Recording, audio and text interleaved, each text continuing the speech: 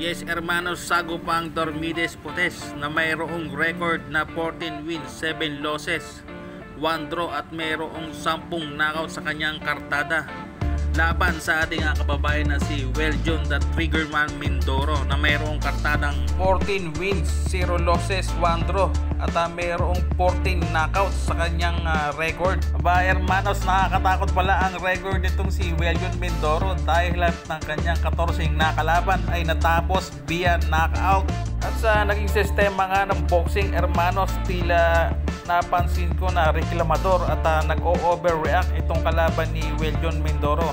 Parang ayaw nitong nadidikitan sa noo o gusto yata nito suntukan lang at walang tamaan.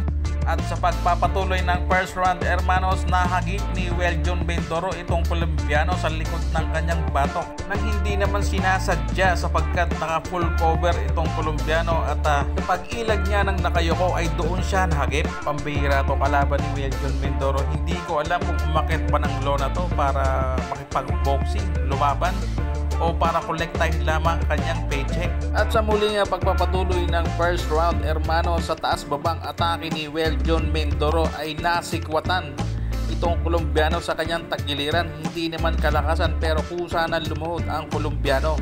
At dito naman sa round 2, hermanos, 2 beses ngang lumuhod itong si Putes.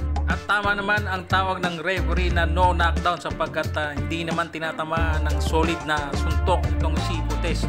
Natutukuran lamang ito ni Weljon Mindoro kaya ito lumulod. At nanghihina na ang Colombian boxer, animoy na uupos na sigarilyo dahil ito sa mga akit-babang atake ni Weljon Mindoro. At sa paglapat ng round 3, hermanos, muli na naman sinikwat ni Weljon Mindoro sa tagiliran itong si Putes. At napatras ang Colombian, imbis nga naman na makatanggap pa ito ng mas malupit na gupit, pinili na lamang itong lumuhod at habulin ang kanyang hininga. Nakatayo pa at nakasurvive ang Colombian sa round 3, ngunit nung mag-uumpisa na yung round 4 ay binigay na ng senyas ng referee na tapos na ang boxing at idineklarang panalo si Weljon Mindoro via corner stoppage na nag-improve sa kartadang 15 wins, 0 losses, 1 draw at 15 knockouts. Maraming salamat sa panunod, hermanos. Supportahan natin ang ating mga kababayang boksingero. Once again, this is your boy, Mr. Freeman. Boom digiding!